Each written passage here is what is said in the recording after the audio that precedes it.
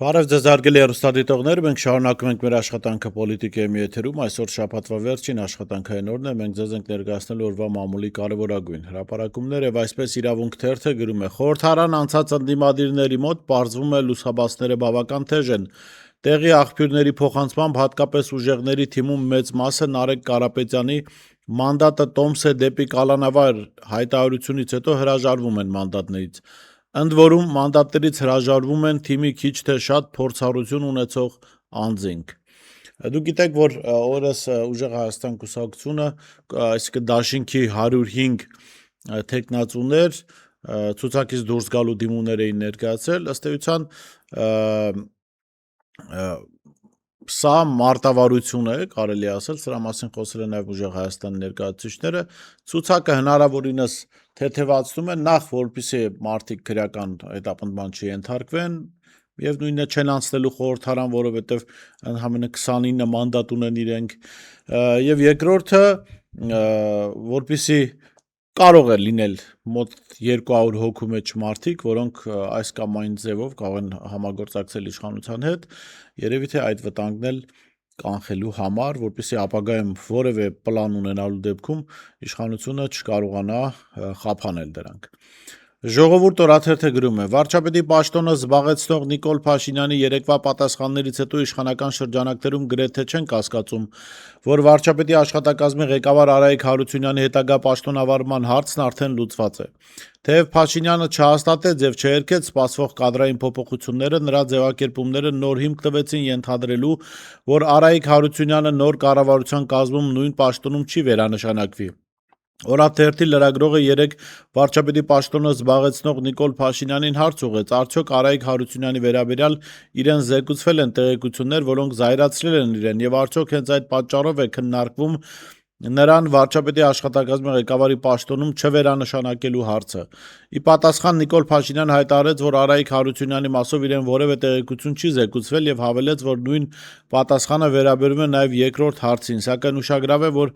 վարչապետի պաշտոնը զբաղեցնողը որևէ կերպ չերկեց եւ չհաստատեց գլխավոր հարցը՝ Արայիկ Հարությունյանը վերանշանակվելու է իր պաշտոնում, թե ոչ։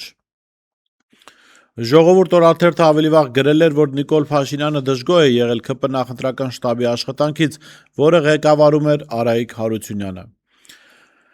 Հրապարակ օրաթերթը գրում է. 8 տարի Հայաստանը ղեկավարող Նիկոլ Փաշինյանը, որ 2018 թվականի իշխանափոխությունից 1 տարի անց դատական համակարգի դեմ ակցիա իրականացրեց, հրահանգելով շրջափակել դատարաններն ու կաթվածահար անել դրանց աշխատանքը, այսօր էլ դժգոհ է արդարադատության համակարգից։ Մի քանի օր առաջ նա նորից պնդեց, որ քաղաքացիները գոհ չեն դատական համակարգից ու իրեն հարցնում են, թե ինչու է օրինակ երկրորդ նախագահ Ռոբերտ Քոչարյանը ազատության մեջ։ Ում քսակը ավելի հաստ է, ցանկացած գործով կգնա կարդարանա դատարանում, ցանկացած գործով, խնդիր չունեն, ասենք դիակի վրա կարող է մարդկանց բռնես, գնան հետո բան անեն, արդարանան դուրս գան եւ այլն եւ այլն։ Բա այդ որ ասում եմ եռագլուխ մաֆիայի դեմ ենք պայքարում, էս 8 տարի է, ասաց նա, ակտարկելով, որ գնալու է կաշառակեր դատավորների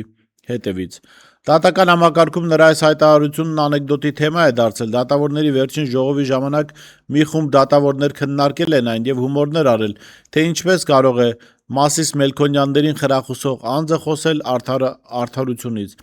Մեզ ասացին, որ նրանք չեն վախենում Փաշինյանը իրենց հետևից գնալու սպառնալիքներից, քանի որ շատերը հոգնել են այս իրավիճակից եւ ուզում են ինքնակամ դուրս գալ համակարգից։ Հրապարակ օրաթերթը գրում է. Մերձավանի նախկին ԿՊԱ-ական ղեկավար Մեհեր Ախտոյանը եւ հայրը արտերկրում անհետացել են։ Հիշեցնենք, որ Մեհեր Ախտոյանը Հայաստանը լքել էր Վոլոդիա Գրիգորյանի սպանությունից 10 օր առաջ։ Այժմ մեղադրյալի աթոռն են նրա ազգական Նարեկ Օհանյանը եւ սպանության մեջ մեղադրվող Գևորգ Հարությունյանը։ Մեր տեղեկություններով Մեհեր Ախտոյանի մայրը նույնպես ամուսնու եւ որդու հետ մեկնել էր արտերկիր։ Ըստ բարեկամների նա Հայաստան է վերադառնում առանց ամուսնու եւ որդու։ Իրավապահները չգիտեն, թե ինչ է կատարվել դրսում, քննչական կոմիտեից ասացին, որ Ախտոյանների անհետանալու հետ կապված վարույթ չկա։ Հրապարակ թերթը գրում է. 2 օր է ԿՊԱ-ականները իրար հերթ չտալով ծաղրում են, թե ինչպես ուժեղ Հայաստանի 199 հոգանոց ցուցակը նոսրացավ եւ ԿԸՀ բացարկ ներկայացրեցին 105 հոգի։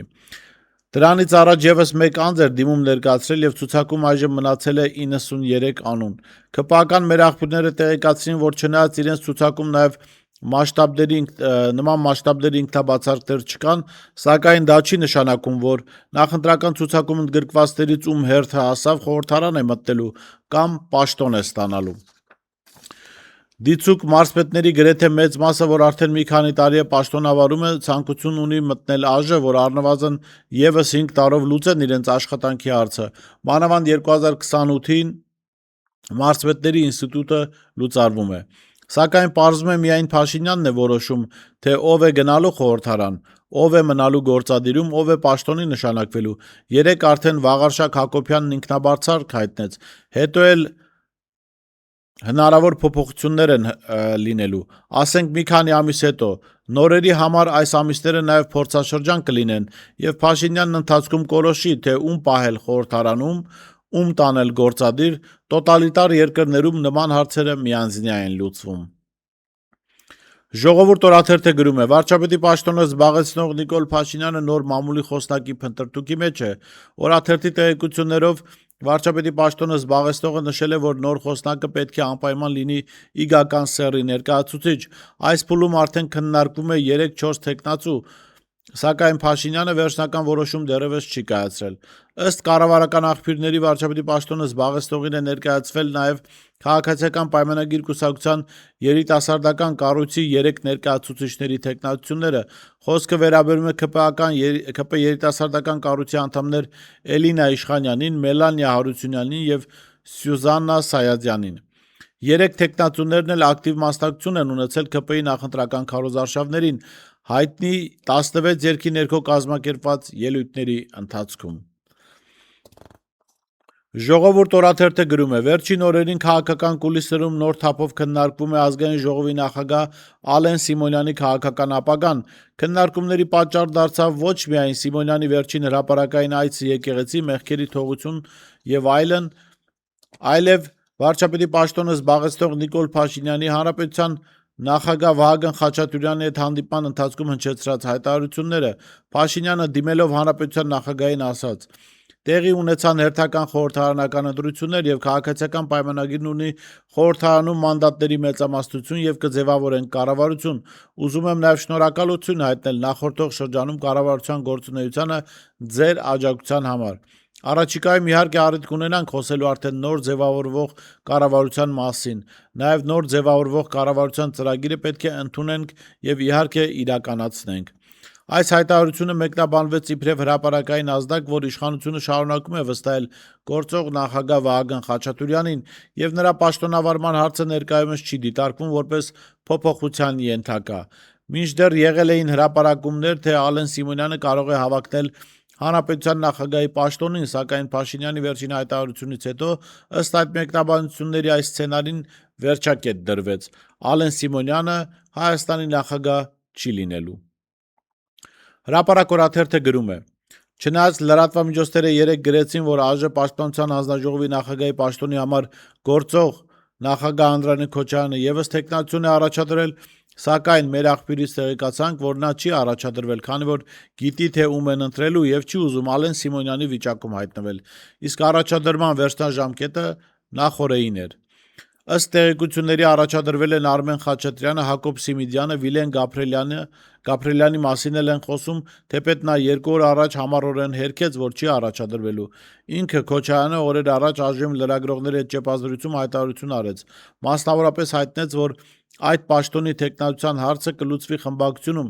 ինքը կառաջադրվի։ Հայտնի է, որ հարցը խմբակցությունում չի որոշվելու, այլ ԿՊ վարչությունում։ Մտերիմների կարծիքով Քոչարյանը չի առաջադրվել, համարելով, որ կուսակցության ղեկավար մարմինը վարչությունը նախապատվությունը կտա կուսակցականին, իսկ ինքը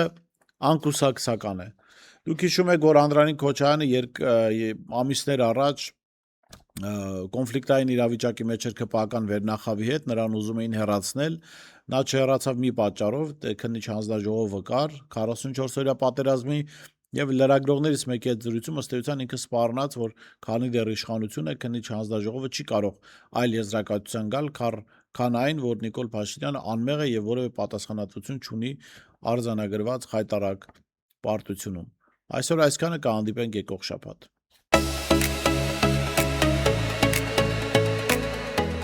Հետևիր սրտիդ ձայնին, այն քեզ ուզում է տանել անհայտ հեռուներ, վայելիր աշխարհի ճկնաղ քաղաքներն ու արևոտ լողափերը նոր զգացողություններով, նոր համերով։ 2026-ը թող լինի հույսերի, մոտիվացիայի, նպատակների իրագործման տարի։ Եվ հիշեք, ամեն ինչ սկսվում է մեկ որոշումից։ Նոր տարին գալիս է նոր հնարավորություններով ու արկածներով։ Քո հաջորդ արկածը մեկ թռիչքի հեռավորության վրա է։ Travel with M 095 89 20 48